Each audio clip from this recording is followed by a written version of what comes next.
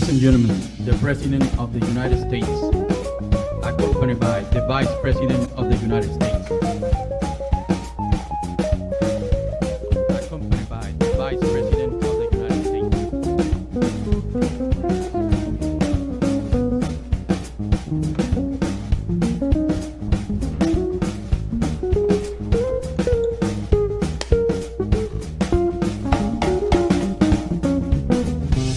Thank you very much. We're here to talk about a very important subject, education, but also opening our schools. We're here to talk about a very important subject, education, but also opening our schools. And we have some of our great teachers and parents and a very representative group. And we also have some extraordinary experts with us. I'd like to maybe start off by asking our Vice President to say a few words, and then if you would, Betsy and Kellyanne, and we'll go around and talk to some of the parents and teachers. And thank you all for being here very much. Appreciate it. Please. Well, thank you, Mr. President. I want to thank all of the educators and leaders who are here at a part of a conversation. President Trump made it clear from the time that we made our way through the difficult days of 45 days to slow the spread. The President said we want to work with states to open up America again. But to open up America, we've got to open up America's schools. And at the President's direction, we've literally provided billions of dollars already to states to begin to open schools. And Secretary DeVos and I, as you know, Mr. President, have traveled around the country to places like North Carolina and Indiana and Louisiana, and we are working literally day in and day out with governors and state education leaders to find a way that we can safely reopen our schools. Our commitment is to make sure that our states and our schools have the best guidance. We'll talk a little bit about that today. CDC actually issued some new guideposts, Mr. President, not long ago, but the first document they issued was the CDC's position that it is best for our kids to be back in school. That the CDC's recognized that it's a public health priority to have our kids back to school and in-person learning.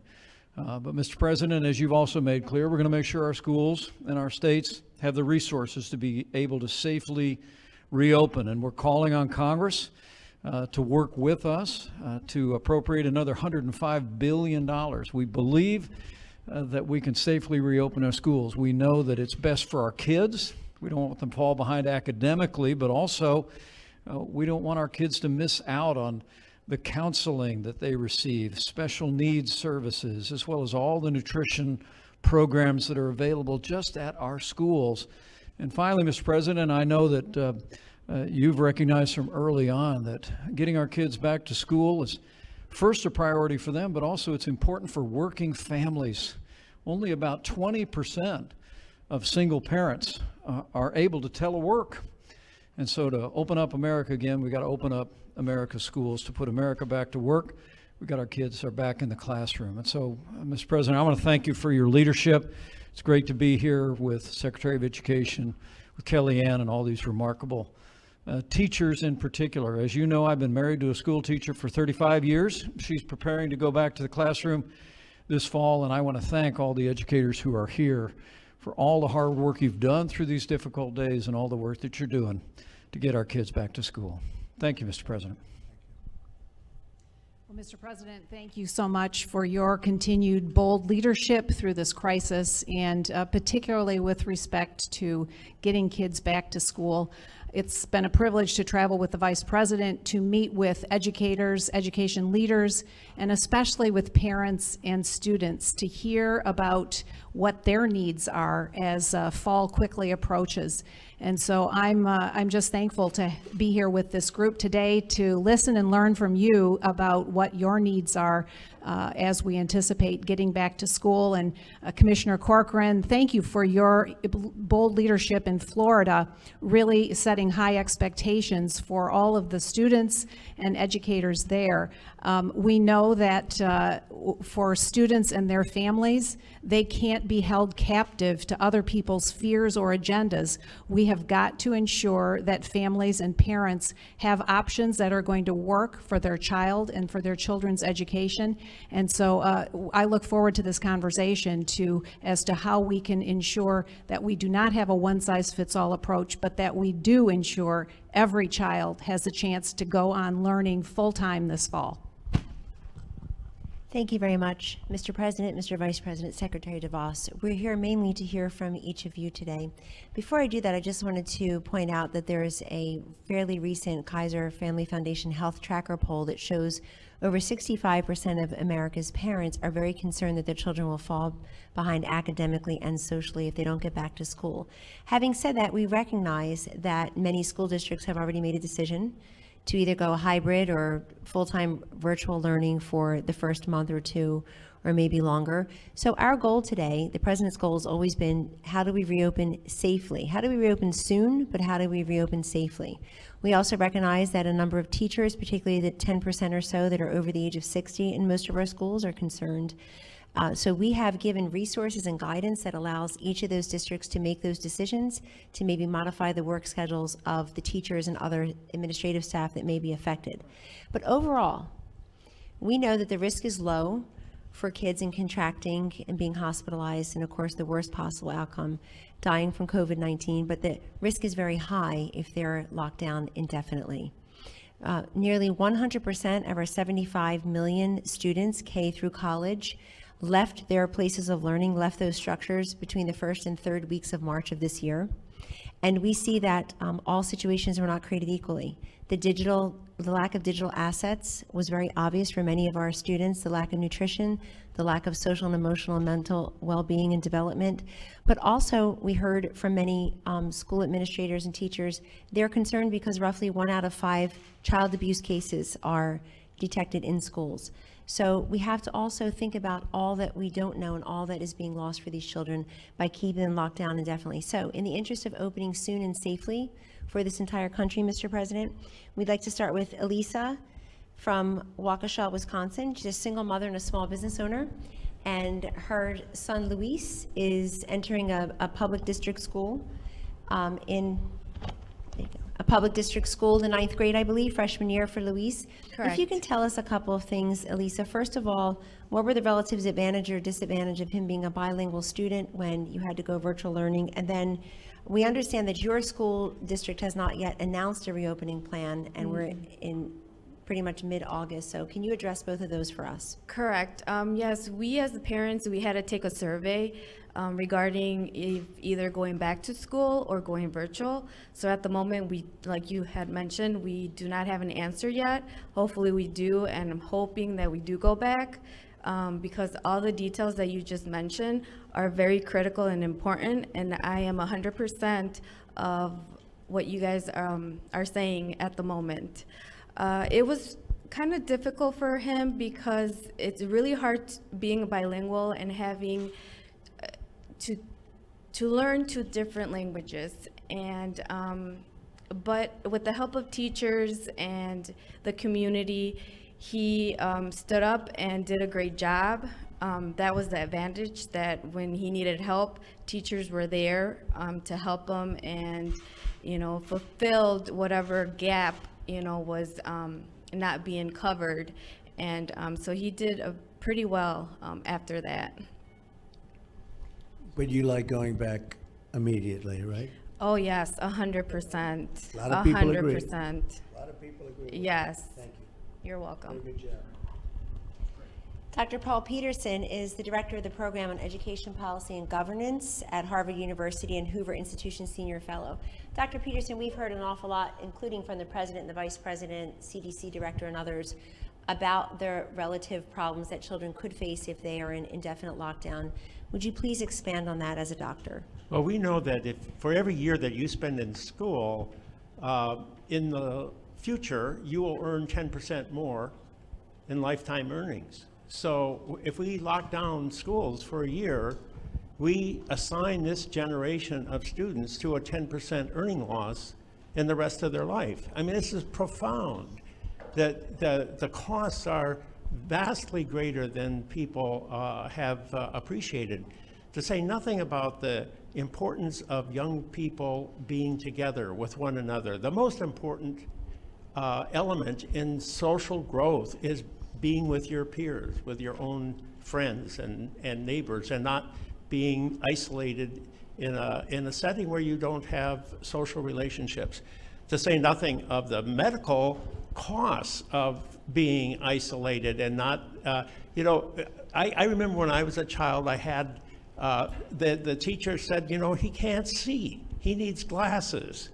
Well, I've got some new eyes now, so I can see, but yeah, you are told in school what the problems are, and then you can get those problems solved. All those things are out the door if you're not in school. So sitting in isolation with a computer, looking at a laptop, is not the same as being out there in the real world? At one time, Mr. President, I thought digital learning was the future, but we have learned through this COVID crisis that we haven't got digital learning to the point where you can really engage young people. They've got to be in that classroom. They have to be with their peers. So if you're a presidential candidate and you're sitting in a basement and you're looking at a computer, that's not a good thing? Sounds like it would be the same. Well, I won't put you on the spot. I'm not going to put you that. on. Thank you very much.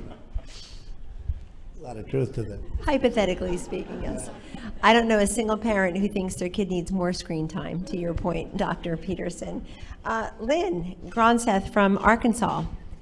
You've been a special education teacher. I think you're entering your 19th year, but you also are considered higher risk for contracting Yes. the coronavirus since you have asthma. Is that And- correct? Yes. Tell us how you feel about going back to school, or the My students. son's a physician, and I will say radiologist at Stanford. And so every time there were rumors and myths, I just called him and said, what are you hearing there?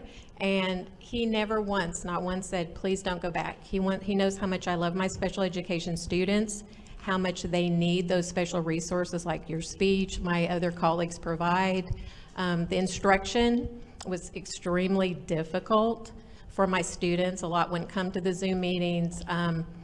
It's just so different. But what I was going to say is I typed the protocols from Springdale Public Schools, and I'm very comfortable with them. They've gone beyond the call of duty. I gave that to my allergist, emailed it to my son, and both of them gave me, with precautions, the ability to go back. And I want to be there for my students and help them navigate through this and make them comfortable to come back safely. That's great. Thank you. Thank you. Thank you. Sir, thank you. Dr. Melanie McGraw-Piasecki from Charlotte, North Carolina, a neonatologist, but also a mom of 3 who I think has been home with the kids, helping them navigate the online world of learning. Could you tell us, both a mom of 3 who's been home with them, but also through your medical experience, how can we learn to safely and quickly return to school? Sure. My children, I would say, did not have a great experience in the spring, particularly my youngest, who was in 1st grade at the time. I think the online learning for the young ones, it just doesn't work. And my school, it's a private independent school, recognized that. And when they go back next week, they're sending the little ones back every day, which I think is great. The middle and upper school ones will be back in a hybrid way every other day. And they've incorporated some choice too. So if parents are not comfortable, they're able to do a full online experience. But we're definitely going back as much as they'll let us. In terms of being a pediatrician, I just think the science is so clear that the risk of death or hospitalization for children with this virus is so, so low. But we know the risk of missing school are catastrophic. We probably don't even know how high they are yet, and they cover so many different areas. So I feel like, Mr. President, thank you for your leadership on trying to get students back in school safely. So appreciate it.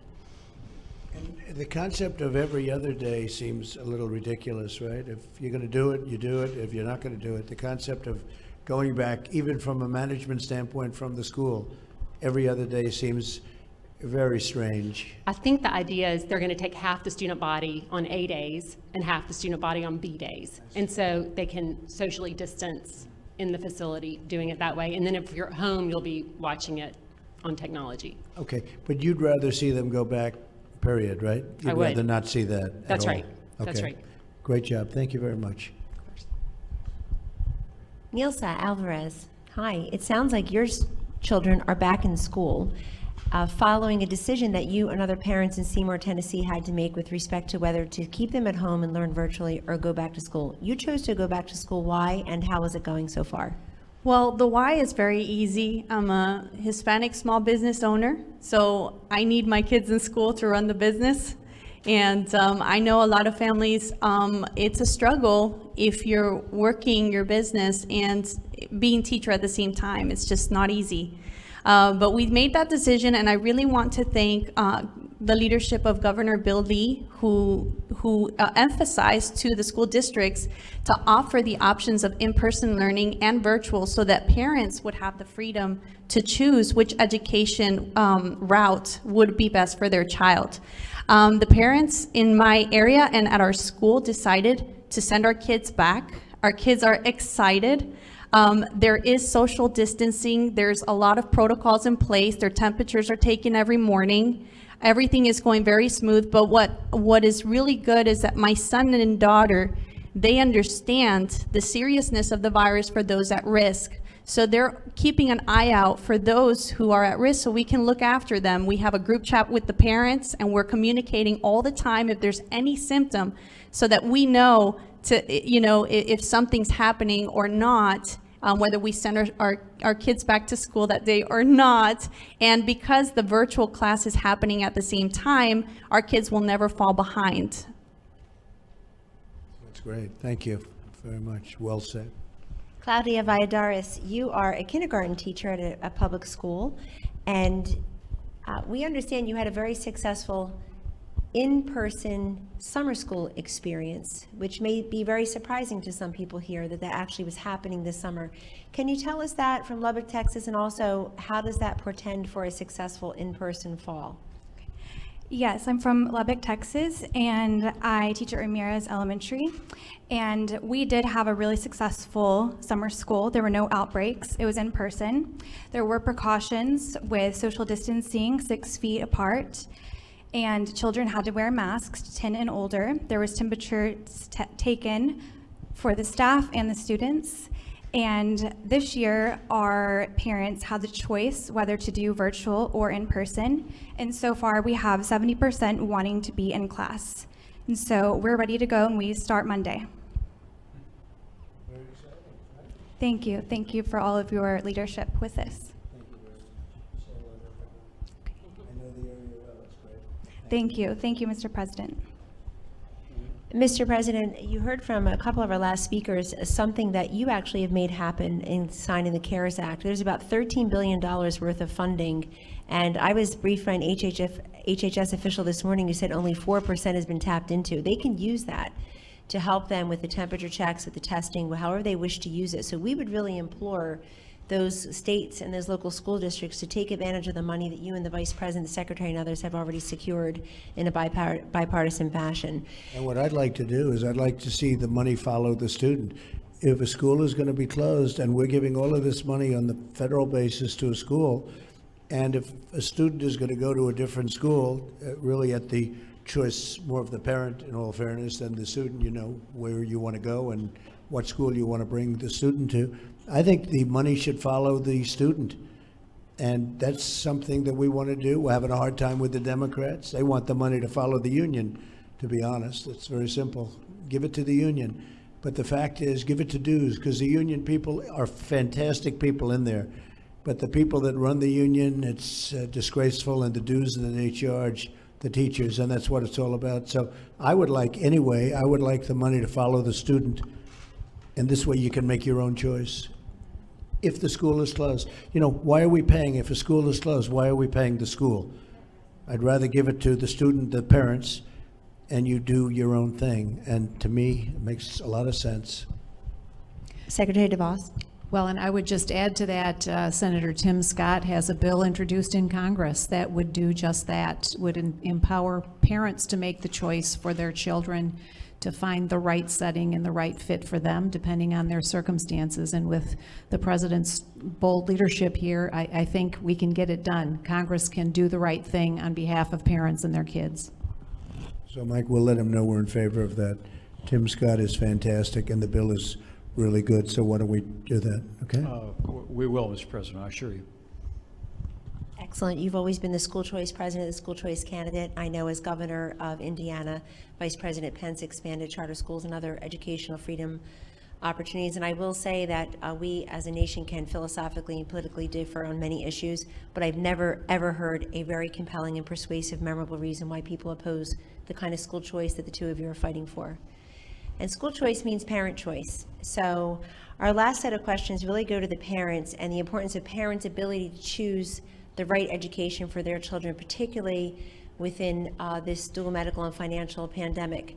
Mr. President, we have with us today, and I want to read it so I get it all right, Janie Neely of Columbia, South Carolina. She's a former public school teacher herself. She's a reading specialist. Her zone school district plans to provide full-time virtual instruction. She believes her high schooler will be fine, but her kindergartner has Down syndrome and must receive in-person instruction. Janie's husband, Chris, is here. He serves as the chairman of the President's Committee for People with Intellectual Disabilities. Thank you very much for being here, Chris, and God bless both of you and your children. Would you like to tell us a little bit, Janie, about how you're approaching this school year? Absolutely. When schools closed in the spring abruptly, it was especially difficult for families with children that have special needs, because for us, it was like falling off an early intervention cliff. Schools not only provide the academics for students with special needs, but it also provides the much needed therapies and services to address developmental delays. And the structure and routine of school day is so critical for this population of students. It simply cannot be replicated in a virtual platform, and especially for a kindergartner with Down syndrome. Unfortunately, our school district has adopted a virtual-only reopening plan, and it's been extremely disappointing because as a parent, I wish that I'd been given a choice, because I know for a fact that this style of learning will cause my son to regress and to fall behind. And we were working so hard for him to be fully included with his peers. So my hope is that we can all work together to get in-person learning, especially open for the students that are most vulnerable, and to have that choice for parents, because I know my son best and I know what he needs. It's really well said. So it's been a burden, a tremendous burden, and what you've been through has been a great burden, obviously. How do they change that? How do they change it? What would you recommend? I think families with children with special needs were already carrying a pretty tremendous burden. We are constantly incorporating different therapies and things of that nature. What's nice about it being incorporated in the school is that it happens during the school day. Unfortunately, in my situation, we've now been forced to change and to find another school option for our son. We're fortunate because a lot of families don't have that option, because smaller schools, private schools, parochial schools may not have the staff and the structure to accept children with special needs. So there's not always that option. We're fortunate in that situation, but now my family's taking on the burden of not budgeting and planning for tuition. So having the dollars follow the student is very critical for a family like ours, and now I'm also having to plan all of his therapies on the outside. So we're talking about a kindergartner that's going to school from 8 in the morning till 2:30 in the afternoon, and then he has to have occupational therapy, physical therapy, speech therapy all after school. That's a long day. It's a lot of work. It is. Thank you. Fantastic job. Thank you very much. Thank you. How did she do, Krista? She did excellent. Not too bad. Thank you. You know, I think the conversation in America right now, the children with special needs have really been left out. And so, Mr. President, I want to thank this administration. Mr. Vice President, when you and the Secretary came to Columbia a few weeks ago, you addressed that issue, that people with disabilities are being left out. And so what we have here are people that are on the front lines in education that are saying we can open the schools for everyone. I visited 2 schools this week in South Carolina that have charter schools. Students are in class, teachers are there, they're learning, they're playing with each other. I mean, it's been a great experience. So we can do this in America. We can get America back to school and make our education system great. That's great. Thank you very much. Appreciate it. Florida's Commissioner of Education, Mr. Corcoran, you spearheaded an emergency declaration with Governor DeSantis, basically to meet the demands of parents for in-person instruction. I'm very struck when I read these parent surveys in many districts. Parents overwhelmingly are saying yes when they are asked, do you feel it is safe for your son or daughter to return to school?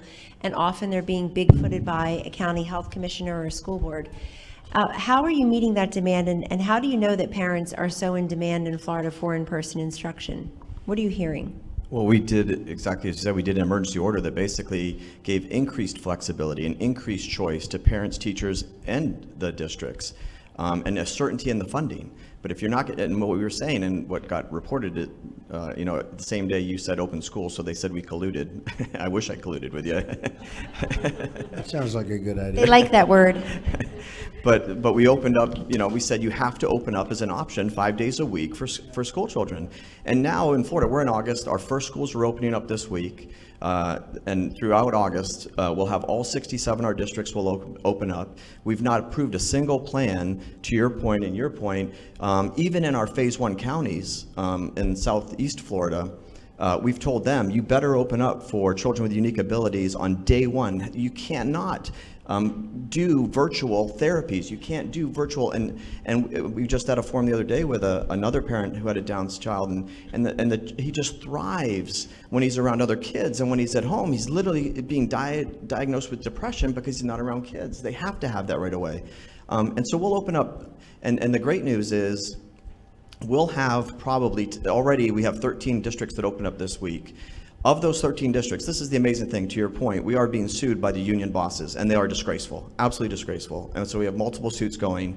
But the reality is, of the districts that opened up this week, 6 of them have almost 100% teacher participation. You know what teachers want? Teachers want to be back in the classroom with their kids. Even if they have an underlying condition, they want to be back. And that's what we're seeing in Florida. And when we get to August 31st, all the districts open up, we're going to have probably 70 to 80% of students in face-to-face options, and we'll have more than that percentage in teachers in the classroom with their students. And there's just no substitute for it. You hear it. We have the largest virtual school in the country. It is a second-tier education. The best education is when you got a great teacher, a great mentor, someone who's got great wisdom, all the children and their peers together getting a great education. And an education, we say, is everything. Education is freedom. Education is the uplifting of the human soul to the glorious light of truth. And to deny a child that kind of education, you're robbing them of a lifetime, not just of earnings, a lifetime of who they are as human beings. And I stole that from Frederick Douglass, but but that is really what education goes to. And that's what, I loved what the Royal Academy said when they said, you're scarring a generation of children for their futures. That's what we're doing when you don't have that option. But hey, if you're a parent, I have 6 children, 2 in elementary school, 1 in middle, 2 in high school, 1 in college, all public school. All of them are going back to school. But I completely respect and wanted to honor the decision of a parent who says, well, what about, I don't feel safe. I think the evidence is overwhelming. We've all seen it. But if you have that right. If you want to do distance learning, we're going to do the best possible way. But to the other 70, 80% of us, we have the right to go back and have our kids get that world-class education. It is interesting because one thing we've learned during this horror show of the China plague is that virtual is not as good as being there. Virtual is just not the same thing. And for a long time, we've been hearing how great it would be, how great it would be. Well, we've had the ultimate sample, right? Namely, the whole country practically, and it's not as good. We've also learned that telehealth is very good. Telehealth is up 3,500%. It's incredible. Can you imagine that 3,500 where people can stay in their homes, their apartments, wherever they are, and they can not have to go to hospitals and doctors and everything else. That's been an incredible success. Who would have thought? That's become tremendous and really has been good. But the virtual learning is not like being in a classroom. And we've learned that, I think, very strongly in almost all cases. People thought for a long time that would be the answer, but that's not the answer. The answer is an old-fashioned one, isn't it? Huh? Thank you. Great job you do in Florida. Thank you very much. Mr. President, our final guest is a mom in Fairfax County, Lindsay Ammon. She's one of the parents who said yes to the question, do you feel safe returning your children to school? And her older daughter will have in Fairfax County just 4 half-days of virtual instruction at her grade level and 1 day off. So Lindsay has decided to exercise her parent choice and do pod homeschooling. Can you tell us about that, please? Yes, absolutely. That's all correct. Everything that everyone has already mentioned. We also had a very poor experience with virtual learning. The kindergarten age, I think, is very difficult, as everyone has already spoken about. But she also, it's important to note, was an absolute lover of learning in general. She is very bright, very eager to learn. And we really watched that all fade. We watched her education deteriorate. And we also really saw her mental health suffer over the course of the spring. So we were, very eager to get her back into in-person learning, and we really felt very confident and comfortable with the precautions that were put in place by our district. Originally, we were offered 2 days in person, 3 days virtual, and then that's actually since changed over the last few weeks, and we are now 100% virtual. Fortunate for us, we had already kind of gone a different route and set up a homeschool situation for her with a small group of parents in our community. And, we're very grateful for that. That was certainly not, an easy choice to make. It was an unexpected cost and something we hadn't planned for, but we felt like it was really, really important for her to be in a classroom setting. Thank you very much. Thank you. Very uniform, very interesting, and I think most people do feel this way. Wouldn't you say so? I think most people feel this way. We have a man with us who's a great expert from Stanford. He's working with us, he's consulting with us, and he's going to be at our press conference in a little while at 5:30. But maybe Dr. Scott Atlas could say just a couple of words, and we're going to be covering it in more detail in a little while. And you folks are, if you're interested in watching, we'd love to have you. Scott, please. Okay, thank you, Mr. President. It's a great honor to be asked to help out in any way I can, and the event I thought was terrific. I want to thank everyone for participating, and sort of to reiterate the bottom line on this, as the President and Vice President and Secretary DeVos have said, which is we know that the risk of the disease is extremely low for children, even less than that of seasonal flu. We know that the harms of locking out the children from school are enormous. And we also know, as we all would agree, that educating America's children is right at the top of the list for our nation's priorities. So I thank the President and everyone here for acknowledging these truths and to get kids back to school safely. Thank you. Thank you, Scott. It's very good. So we'll have more from Scott in a little while. We're going to meet together, and we've been working with him very closely, all of the task force, all of the White House, and we've made a lot of progress. We've made tremendous progress. You see other countries are now blowing up in terms of the disease. You call it what you want. So many different names for the disease, whether it's China virus and some I won't get into because I just get myself in trouble every time I do, but I'm angry about it, and so is everybody else in this country angry about it. So we will have a press conference in a little while. You'll be seeing the doctor, you'll be seeing a few of the people, and I'll be making a statement.